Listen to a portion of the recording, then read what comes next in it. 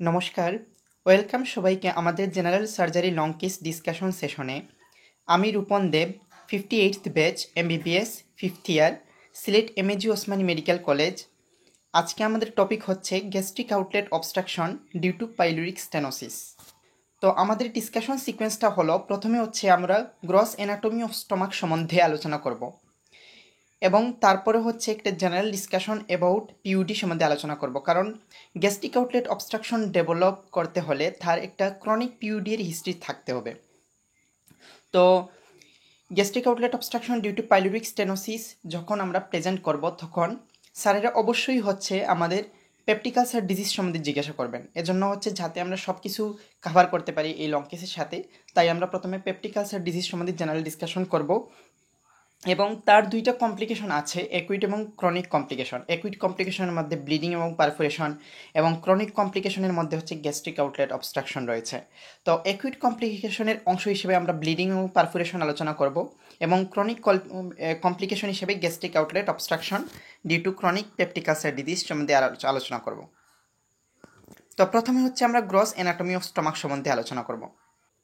তো প্রথমে হচ্ছে আমরা দেখতে পাচ্ছি এখানে যে অ্যানাটমি অফ দ্য স্টমাক, আমরা কার্ডিয়াক নচ এখানে আছে। কার্ডিয়াক নচ থেকে হচ্ছে একটা হরিজন্টাল লাইন টেনে হচ্ছে আমরা উপরের দিকের অংশটাকে আমরা ফান্ডাস বলতেছি, এবং নিচের পার্টে হচ্ছে রয়েছে বডি এবং তার অন্যান্য অংশ। তো বডি থেকে পাইলোরিক পার্ট, এই যে আমাদের এখানে পাইলোরিক পার্ট আছে, এইটাকে কিভাবে হচ্ছে আমরা আলাদা করব। এখানে আমরা স্টমাকের অংশ দেখতে পাচ্ছি, এটা হচ্ছে লেসার কার্ভেচার আর এটা হচ্ছে গ্রেটার কার্ভেচার। তো প্রথমে হচ্ছে আমরা যদি ডেভেলপমেন্টালি আমরা চিন্তা করি, তাহলে স্টমাক কিন্তু ফরগাটের একটা ফিউজিফর্ম ডাইলেটেশন থেকে সেটা ডেভেলপ করে। এই ফিউজিফর্ম ডাইলেটেশন হওয়ার পর, মানে এটা লম্বালম্বিভাবে, তারপর হচ্ছে তার দুইটা অ্যাক্সিসে রোটেশন হয়। একটা হচ্ছে অ্যান্টেরিয়র পোস্টেরিয়র অ্যাক্সিস এবং আরেকটা হচ্ছে লঙ্গিচুডিনাল অ্যাক্সিস। তো অ্যান্টেরিয়র পোস্টেরিয়র অ্যাক্সিস এবং লঙ্গিচুডিনাল অ্যাক্সিসের রোটেশনের পর স্টমাকটা সেটা কিন্তু হচ্ছে এইরকম একটা শেপ, লেফট টু রাইট একটা হচ্ছে ডাইরেকশন পায়। তো সেখান থেকে হচ্ছে আমরা যে অ্যান্টেরিয়র বর্ডারটা সেটা রাইটে চলে আসে এবং পোস্টেরিয়র বর্ডারটা এটা লেফটে চলে আসে, যেটা হচ্ছে যথাক্রমে হচ্ছে লেসার কার্ভেচার এবং গ্রেটার কার্ভেচার হয়। তো এই যে লেসার কার্ভেচার, এই লেসার কার্ভেচারের এখানে একটা মোস্ট ডিপেন্ডেন্ট পার্ট আমরা দেখতে পাই, এটাকে হচ্ছে বলা হয় ইনসিসুরা অ্যাঙ্গুলারিস। এখান থেকে যদি আমরা একটা ইমিজিনারি লাইন টানি, তাইলে এটার উপরের পার্টটাকে আমরা বলতেছি বডি এবং নিচের পার্টটাকে বলা হচ্ছে পাইলোরিক পার্ট। এই পাইলোরিক পার্টটা হচ্ছে পাইলুরাস পর্যন্ত বিস্তৃত, যেখানে পাইলোরিক স্ফিংটার রয়েছে। এবং এই পাইলোরিক পার্টটাকে আমরা দুইভাবে ভাগ করতে পারি, এটা হচ্ছে পাইলোরিক এন্ট্রাম এবং পাইলোরিক ক্যানেল। তো এখানে এই যে আমরা দুই ভাগে ভাগ করলাম, তো এইটা কিভাবে ভাগ হলো, এটা হচ্ছে সালকাস ইন্টারমিডিয়াস দিয়ে ভাগ হয়েছে। সালকাস ইন্টারমিডিয়াস দিয়ে হচ্ছে পাইলোরিক এন্ট্রাম, যা 7.5 সেন্টিমিটার দীর্ঘ, এবং পাইলোরিক ক্যানেল যেটা 2.5 সেন্টিমিটার দীর্ঘ। তাহলে এই দুইটা পার্ট হচ্ছে আমরা বিভক্ত করলাম। তাহলে স্টমাকের গ্রস অ্যানাটমি এটাই ছিল, সেটা ফরগাটের একটা ফিজিফর্ম ডাইলেটেশন হিসেবে উৎপন্ন হয়, এবং সেখান থেকে হচ্ছে এই পার্টগুলো সৃষ্টি হয়। তো এরপরে হচ্ছে আমরা ব্লাড সাপ্লাইয়ের আর্টারি সাপ্লাই সম্বন্ধে আমরা জানবো। আর্টারি সাপ্লাইটা কিভাবে এখানে উৎপন্ন হবে। তো আর্টারি সাপ্লাইটা হচ্ছে সিলিয়াক ট্রাঙ্ক থেকে আসবে। এই যে সিলিয়াক ট্রাঙ্ক, এই সিলিয়াক ট্রাঙ্ক থেকে হচ্ছে তিনটা ব্রাঞ্চ যাবে। এটা হচ্ছে লেফট গ্যাস্ট্রিক আর্টারি, এটা হচ্ছে কমন হেপাটিক আর্টারি, আর এটা হচ্ছে স্প্লেনিক আর্টারি। স্প্লেনিক আর্টারি স্প্লিনকে সাপ্লাই দিবে, এবং লেফট গ্যাস্ট্রিক আর্টারি এবং কমন হেপাটিক আর্টারি থেকে যে রাইট গ্যাস্ট্রিক আর্টারি উৎপন্ন হয়, এই দুইটা ব্রাঞ্চ মিলে হচ্ছে লেসার কার্ভেচার অফ দ্য স্টমাককে সাপ্লাই দিবে। এবং এই যে কমন হেপাটিক আর্টারির আরেকটা ব্রাঞ্চ আছে, সেটা হচ্ছে গ্যাস্ট্রোডুওডেনাল আর্টারি, এটা থেকে উৎপন্ন হচ্ছে রাইট গ্যাস্ট্রোএপিপ্লয়িক আর্টারি, এবং স্প্লেনিক আর্টারির একটা ব্রাঞ্চ হচ্ছে লেফট গ্যাস্ট্রোএপিপ্লয়িক আর্টারি। এই দুইটা ব্রাঞ্চ মিলে হচ্ছে গ্রেটার কার্ভেচার অফ দ্য স্টমাককে সাপ্লাই দিবে। তো এটুকুই হচ্ছে আমাদের স্টমাকের blood arterial supply. Venous drainage যদি বলতে চাই, তাহলে এটা হচ্ছে মেনলি পোর্টাল ভেইনটা হচ্ছে ভেনাস ড্রেনেজ হিসেবে কাজ করে। এই পোর্টাল ভেইনের কিছু ট্রিবিউটারি রয়েছে। পোর্টাল ভেইন কীভাবে ফর্মেশন হয়, এটা স্প্লেনিক ভেইন এবং এদিকে হচ্ছে সুপিরিয়র মেসেন্টারিক ভেইন, এই দুইটা মিলে হচ্ছে পোর্টাল ভেইনটা উৎপন্ন হয়। এবং এখান থেকে হচ্ছে লেফট গ্যাস্ট্রিক ভেইন এবং রাইট গ্যাস্ট্রিক ভেইন দুইটাই হচ্ছে কিন্তু পোর্টাল ভেইনে গিয়ে ড্রেন করে, লেসার কার্ভেচারকে ভেনাস ড্রেনেজ করে, সেটা আলটিমেটলি পোর্টাল ভেইনের ট্রিবিউটারি হিসেবে কাজ করে। এবং গ্রেটার কার্ভেচারে যে এখানে লেফট গ্যাস্ট্রো এপিপ্লয়িক ভেইন এবং রাইট গ্যাস্ট্রো এপিপ্লয়িক ভেইন, সেটা ভেনাস ড্রেনেজ করে আলটিমেটলি সেটা হচ্ছে সুপিরিয়র মেসেন্টারিক ভেনে গিয়ে ড্রেন করে। তাহলে এটুকু হচ্ছে স্টমাকের গ্রস একটা ভেনাস ড্রেনেজ। তারপর হচ্ছে আমরা লিম্ফেটিক ড্রেনেজ অবশ্যই আমরা জানতে হবে, কারণ লিম্ফেটিক ড্রেনেজের ইম্পর্টেন্স হচ্ছে এটার মধ্যে দিয়ে কিন্তু হচ্ছে গ্যাস্ট্রিক কার্সিনোমার মেটাস্টেসিস হতে পারে। তো এখানে হচ্ছে লিম্ফনোড যেখানে অবস্থিত সেখানকার নাম অনুসারে হচ্ছে লিম্ফনোডের নামকরণ করা হয়। এটা হচ্ছে প্যানক্রিয়েটিস স্প্লেনিক নোড, এটা হচ্ছে গ্যাস্ট্রোএপিপ্লয়েক নোড, পাইলুরিক নোড, এটা হচ্ছে right gastric node, left gastric node, এটা হচ্ছে হেপাটিক নোড, এটা সিলিয়াক নোড। তো এখান থেকে আলটিমেটলি সবই কিন্তু সিলিয়াক নোডে ড্রেন করে, ঠিক আছে। তো গ্যাস্ট্রোএপিপ্লয়েক নোড প্রথমে পাইলুরিক নোড, তারপর হচ্ছে এখানে সিলিয়াক নোডে ড্রেন করে সবগুলোই, এবং সিলিয়াক নোড থেকে হচ্ছে আমরা এখানে থোরাসিক ড্রাক্ট হয়, সেটা কিন্তু সিস্টেমিক সার্কুলেশনে ড্রেন করে। তাহলে এটুকু হচ্ছে আমাদের স্টোমাকের লিম্ফেটিক সাপ্লাই বা লিম্ফ নোডের যে অবস্থানগুলা। তারপর মোস্ট ইম্পর্টেন্ট একটা পার্ট হচ্ছে স্টোমাকের নার্ভ সাপ্লাই। তো এই স্টোমাকের নার্ভ সাপ্লাইটা হচ্ছে ভেগাস নার্ভ দিয়ে সাপ্লাই হয়, প্যারাসিম্পেথেটিক সাপ্লাই। আর সিম্পেথেটিক সাপ্লাইটা হচ্ছে থোরাসিক 6 to 10 গ্রেটার স্প্লেনস্টিক নার্ভ থেকে আসে। তো এটা হচ্ছে সিম্পেথেটিক সাপ্লাই। তো এগুলার কিন্তু গুরুত্ব আছে, যেটা সিম্পেথেটিক সাপ্লাইটা কাজ কি, সেটা ভেসোমোটর। যখন হচ্ছে আমাদের ফাইট রেসপন্স হবে, তখন কিন্তু এই সিম্পেথেটিক সাপ্লাইটা কাজ করবে, এবং সেটা কি করবে, স্টোমাকের যে ডাইজেশন প্রসেস এটা কিন্তু স্লো করে দিবে। ভেসোমোটরটা হচ্ছে ভেসো কনস্ট্রিকশন করে সেখানে ব্লাড সাপ্লাইটা কমিয়ে দিবে, যার কারণে হচ্ছে স্টোমাকের ডাইজেশন প্রসেসটা স্লো হবে। তাছাড়াও তার আরও দুইটা কাজ আছে, সেটা গ্যাস্ট্রিক মাস্কুলেচারকে রিল্যাক্স করে দেয়, যার কারণে খাবারগুলা সেগুলা পাস হতে পারে না। আর হচ্ছে পাইলুরিক স্ফিংটারকে সেটা কনস্ট্রিক্ট করে দেয়। তাইলে হচ্ছে সিম্পেথেটিক সাপ্লাইয়ের কাজ তিনটা, একটা হচ্ছে ব্লাড সাপ্লাই কমিয়ে দেয়, গ্যাস্ট্রিক মাস্কুলেচারকে রিল্যাক্স করে দেয়, আর পাইলুরিক স্ফিংটারকে কনস্ট্রিক্ট করে দেয়। গ্যাস্ট্রিক মাসল কয়টা আছে, এটা হচ্ছে আমাদের সার্কুলার মাসল, লঙ্গিচুডিনাল মাসল এবং অবলিক মাসল। আর প্যারাসিম্পেথেটিক সাপ্লাইয়ের কাজ কি, রেস্ট ডাইজেশন, যেটা ডাইজেশন করবে এবং ডাইজেশন প্রসেসটাকে কিন্তু সে বাড়িয়ে দেবে। সিক্রেটোমোটর যেটাকে বলা হয়, সিক্রেশন মানে হচ্ছে যে স্টোমাকে যে ডাইজেশনের জন্য যে সিক্রেশনগুলো প্রয়োজন হয় সেটাকে সে স্টিমুলেট করে। আর পাশাপাশি হচ্ছে যে স্টোমাকের যে মোটর সাপ্লাই সেটাকে কিন্তু হচ্ছে সে স্টিমুলেট করে, যেমন গ্যাস্ট্রিক মাস্কুলেচারকে কি কন্ট্রাক্ট করে, যার কারণে খাবারগুলো হচ্ছে পেরিস্টালসিসের মাধ্যমে ডাইজেশন হতে থাকে, এবং হচ্ছে যে পাইলুরিক স্ফিংটার যেটা আছে সেটাকে কিন্তু সে রিল্যাক্স করে দেয়, যার কারণে খাবারগুলো ইন্টেস্টাইনে পাস করতে পারে। তাইলে এটুকু হচ্ছে সিম্প্যাথেটিক এবং প্যারাসিম্প্যাথেটিক সাপ্লাইয়ের কাজ। এবং এখানে কিন্তু হচ্ছে ভেগাস নার্ভ যেটা, এটা দুইটা ট্রাঙ্কে বিভক্ত হয়, একটা হচ্ছে অ্যান্টেরিয়র ট্রাঙ্ক এবং এটা হচ্ছে পোস্টেরিয়র ট্রাঙ্ক। তাহলে অ্যান্টেরিয়র ট্রাঙ্ক কিন্তু হচ্ছে যে অ্যান্টেরিয়র সুপিরিয়র সাপ্লাইকেই কিন্তু সাপ্লাই দেয়, সারফেসকে সাপ্লাই দেয়। আর সেটা হচ্ছে আর পোস্টেরিয়র ট্রাঙ্কটা হচ্ছে posterior inferior surface of the স্টোমাককে সাপ্লাই দেয়। তো অ্যান্টেরিয়র ট্রাঙ্কের আরেকটা ব্রাঞ্চ আছে যেটা হচ্ছে হেপাটিক ব্রাঞ্চ, সেটা কিন্তু গলব্লাডারকেও সাপ্লাই দেয়। এবং পোস্টেরিয়র যে ট্রাঙ্ক আছে সেটার একটা সাপ্লাই ব্রাঞ্চ হচ্ছে সিলিয়াক ব্রাঞ্চ। তো আমরা এখানে হচ্ছে যে এখানে অ্যানাটমিক্যাল যে ক্লিনিক্যাল ইম্পর্টেন্সটা আমরা এখানে বুঝতে পারবো। এখানে যে ভেগাস নার্ভকে কিন্তু হচ্ছে সার্জিক্যালি বা কাটা হয় বা রিসেকশন করা হয় যখন পেপটিক আলসার ডিজিজ হয়। এখানে পোস্টেরিয়র যে ভেগাল ট্রাঙ্ক তার একটা ব্রাঞ্চ কিন্তু আমরা দেখতে পাচ্ছি ক্রিমিনাল নার্ভ অফ গ্রাসি, যেটা ফান্ডাসকে সাপ্লাই দেয়। এই ফান্ডাস থেকে যে প্যারাইটাল সেল থেকে কিন্তু এসিএল সিক্রেশন হয়, সেটাকে কন্ট্রোল করার জন্য বা পিউডিকে কন্ট্রোল করার জন্য অনেক সময় হচ্ছে ক্রিমিনাল নার্ভ অফ গ্রাসিকে কাটা হয়। এটাকে বলা হচ্ছে হাইলি সিলেক্টিভ ভেগাটমি, মানে যে ভেগাল নার্ভের অন্যান্য যে কন্টিনিউশনগুলো বা ব্রাঞ্চগুলো সবগুলোকে কিন্তু হচ্ছে ইনটেক্ট রেখে শুধুমাত্র হচ্ছে ক্রিমিনাল নার্ভ অফ গ্রাসিকে কেটে ফেললে এটা হাইলি সিলেক্টিভ ভেগোটমি বলে।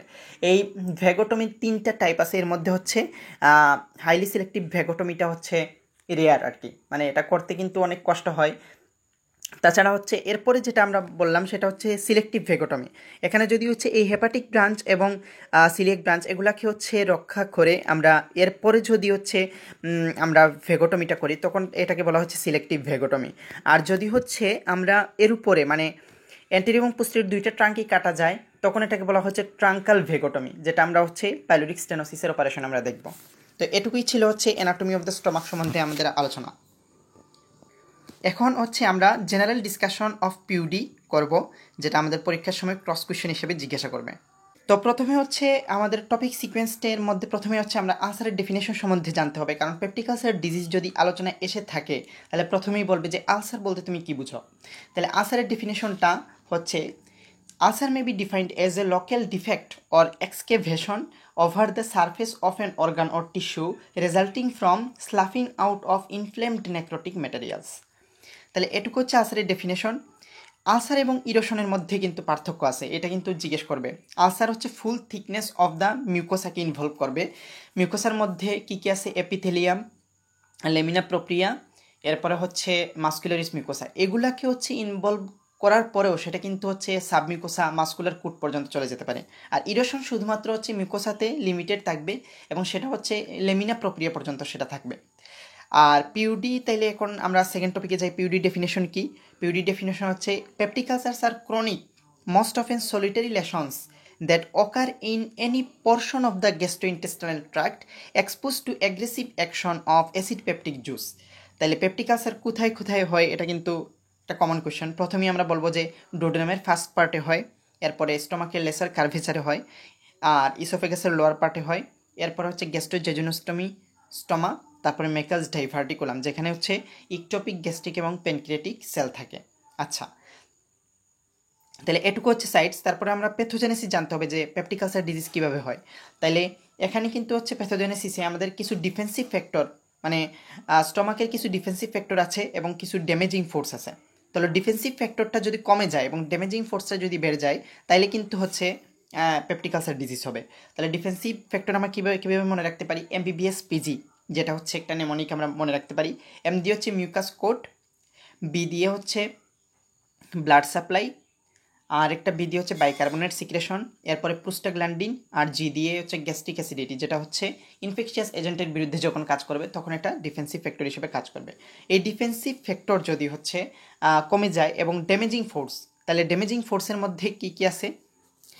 ড্যামেজিং ফোর্সের মধ্যে হচ্ছে এনএসএইড আছে অ্যালকোহল আছে, স্মোকিং আছে, সিভিয়ার ফিজিওলজিক্যাল স্ট্রেস, যেটা হচ্ছে স্ট্রেস ফ্যাক্টরের মধ্যে হচ্ছে burn, multi organ failure, CNS trauma, এগুলো থাকতে পারে। এই স্ট্রেস আলসার কিন্তু হতে পারে। এই স্ট্রেস আলসারের মধ্যে কিন্তু তিনটা জিনিস আছে: Cushing ulcer, curling ulcer, kissing ulcer. তো এগুলো সম্বন্ধে হচ্ছে আমরা পরে আলোচনা করব, মানে একটু পরে আলোচনা করব। এবং এন্ডোক্রাইন ফ্যাক্টরের মধ্যে যেটা আমাদের আছে সেটা হচ্ছে জোলিঞ্জার এলিসন সিনড্রোম, এটা হচ্ছে আরেক নাম গ্যাস্ট্রিনোমা। এটা একটা ফাংশনাল নিউপ্লাসিয়ার উদাহরণ, মানে সে টিউমারটা যা সিক্রেশন করে সেখান থেকেই তার নাম হয়েছে। যেমন গ্যাস্ট্রিন সিক্রেশন করে বিধায় এটা কিন্তু হচ্ছে গ্যাস্ট্রিনোমা। আবার প্যানক্রিয়াসে কিন্তু আরেকটা গ্লুকাগোনোমা, ইনসুলিনোমা, এগুলোও কিন্তু হচ্ছে আমরা পড়ে আসছি। আচ্ছা, এরপরে হচ্ছে মাল্টিপল এডেনোমা সিনড্রোম এন্ডোক্রাইন ফ্যাক্টরের মধ্যে, হাইপারপ্যারাথাইরয়েডিজম, এগুলোও কিন্তু হচ্ছে কসেস, মানে ড্যামেজিং ফোর্সের মধ্যে হচ্ছে রয়েছে। তাইলে হচ্ছে এখন আমরা স্ট্রেস আলসার সম্বন্ধে হচ্ছে আলোচনা করব।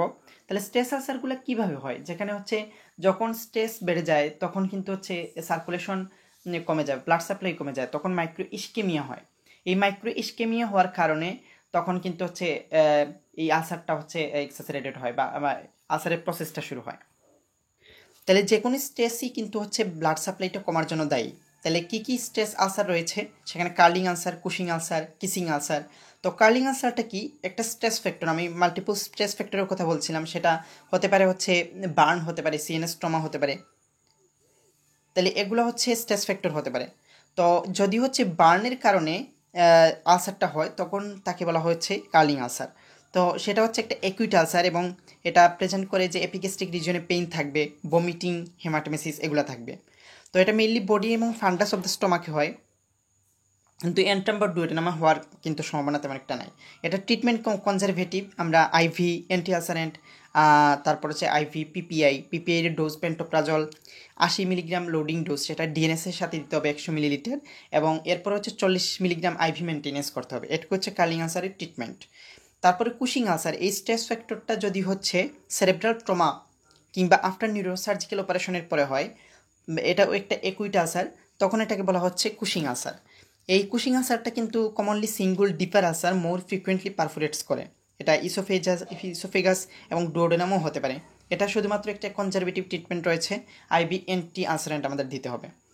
আর কিসিং আলসার যেটা, এটা হচ্ছে যে anterior wall of the stomach এবং posterior wall of the stomach, এই দুইটা আলসার যদি একসাথে লেগে যায়, যেমন আমরা পুস্টিয়েন্সি কমপ্লিকেশন অফ দ্য গাইনিক কেসে যখন আমরা বলছি এশারম্যান সিনড্রোম, যেটা লেগে যায়, ওই রকম একটা হচ্ছে জিনিস যে দুইটা স্পর্শ করে বিধায় হচ্ছে কিস করার মতো এটা একটা কন্ডিশন সৃষ্টি হয়েছে, এই জন্য এটা কিসিং আলসার বলে। এটা সম্বন্ধে আমরা আর বেশি আলোচনা করব না। এরপরে আমরা পড়ব হচ্ছে যে সাইন সিমটম অফ পিউডি, মানে পেপটিক আলসার ডিজিজের কী সাইন সিমটম হয়। তাহলে এখানে আমরা সহজেই বুঝতে পারি যে তার একটা পেইন থাকবে। এই পেইনটা কিন্তু হচ্ছে পিরিয়ডিক প্যাটার্নের পেইন হবে, মানে সেটা 2-3 মাস স্থায়ী হবে, আবার ইন্টারভেল একটা পিরিয়ড কয়েক মাস থাকবে, তারপরে আবার হচ্ছে পেইনটা উঠবে। তাহলে এই পেইনটা পিরিয়ডিসিটি থাকবে, কিন্তু হচ্ছে যখন গ্যাস্ট্রিক আউটলেট অবস্ট্রাকশন ডেভেলপ করবে তখন কিন্তু এই পেইনটা কনস্ট্যান্ট হয়ে যাবে। ঠিক আছে? তাহলে এই পেইনটা হচ্ছে আমরা কীভাবে ইলাবোরেশন করব সক্রেটিস অনুযায়ী, যে প্রথমে হচ্ছে আমাদের সাইট এপিগ্যাস্ট্রিয়াম, অনসেট হচ্ছে ইনসিডিয়াস, তারপরে ক্যারেক্টার হচ্ছে বার্নিং, রেডিয়েশন ইউজুয়ালি কোনো রেডিয়েশন নাই, কিন্তু যদি পেনক্রিস ইনভলভ হয় তাহলে বেকে রেডিয়েশন করে। অ্যাসোসিয়েশন থাকে সাধারণত ভমিটিং, এবং সাথে হচ্ছে টাইমের পিরিয়ডিসিটিটা বলছি গ্যাস্ট্রিক আউটলেট অবস্ট্রাকশন হলে সেটা হচ্ছে পিরিয়ডিসিটিটা নষ্ট হয়ে যায়। আর এক্সাজারবেটিং ফ্যাক্টর হচ্ছে আর রিলিভিং ফ্যাক্টর যেটা, এটা ডুওডেনাল আলসার এবং গ্যাস্ট্রিক আলসার এই দুইটার ক্ষেত্রে ভেরি করে। যদি ডুওডেনাল আলসার হয় তাহলে কিন্তু খাবার পরে সেটা রিলিভ হয়ে যায়, কিন্তু এমটি স্টোমাকে এক্সাজারবেট করে। কিন্তু গ্যাস্ট্রিক আলসার হলে এমটি স্টোমাকে ভালো থাকে, কিন্তু খাবার খেলে কিন্তু হচ্ছে এটা আবার বেড়ে যায় পেইনটা। তাহলে এই দুইটা জিনিস আমাদের মাথায় রাখতে হবে। তাহলে এটুকু হচ্ছে আমাদের পেইন ইলাবোরেশন। তারপরে ভমিটিং সাধারণত গ্যাস্ট্রিক আলসারের সাথে অ্যাসোসিয়েটেড থাকে সবসময়, মানে খাবার পরে সাধারণত ভমিটিং হয়ে থাকে। কিন্তু যদি ডুওডেনাল আলসার হয় তাইলে কিন্তু হচ্ছে প্রথম থেকেই ভমিটিংটা থাকে না, যখন হচ্ছে গ্যাস্ট্রিক আউটলেট অবস্ট্রাকশন ডেভেলপ করে তখন হচ্ছে ভমিটিংটা শুরু হয়। এটা হচ্ছে আমরা হিস্ট্রি যখন ইলাবোরেশন করব তখন আরও ভালোভাবে বলতে পারবো। তাহলে ভমিটিং ইলাবোরেশনের সময় আমাদের হচ্ছে কয়েকটা জিনিস মনে রাখতে হবে। ফ্রিকোয়েন্সি সাধারণত 2 থেকে 3 বার হয়। টাইম ইউজুয়ালি খাবার পরে হয়, কিন্তু একটা টাইমের লিমিটেশনও থাকতে পারে যে এই টাইমে হয়। নেচারটা প্রজেক্টাইল, স্মল ইন্টেস্টাইন অবস্ট্রাকশনের ক্ষেত্রে হচ্ছে নন প্রজেক্টাইল হবে। অ্যামাউন্ট কপিয়াস থাকে অনেক বেশি, স্মল ইন্টেস্টাইনের ক্ষেত্রে সেটা হচ্ছে স্মল থাকবে, মানে কম থাকবে। আর কন্টেন্ট হচ্ছে partially digested or undigested food material. Colour yellowish, এখানে আমরা নট বাইল স্টেইনড এটা বলতে পারি। Smell foul smelling, taste sour, যদি হচ্ছে স্মল ইন্টেস্টাইনাল হয় তো সেখান থেকে হচ্ছে বাইল আসতে পারে, তো বিটার হতে পারে, তো এখানে হবে সাওয়ার। তাহলে এটুকু হচ্ছে আমাদের পিউডির সাইন সিমটম আর কি। তো কমপ্লিকেশনের ক্ষেত্রে হচ্ছে পিউডির দুইটা কমপ্লিকেশন আগে আমি বলছি, যে একুইটের ক্ষেত্রে হচ্ছে ব্লিডিং, পারফোরেশন, এবং ক্রনিকের ক্ষেত্রে গ্যাস্ট্রিক আউটলেট অবস্ট্রাকশন। তো এটুকুই ছিল হচ্ছে পিউডি সম্বন্ধে হচ্ছে আমাদের জেনারেল ডিসকাশন। এখন আমরা আলোচনা করব যে পিউডির একটা একুইট কমপ্লিকেশন ব্লিডিং পিউডি নিয়ে।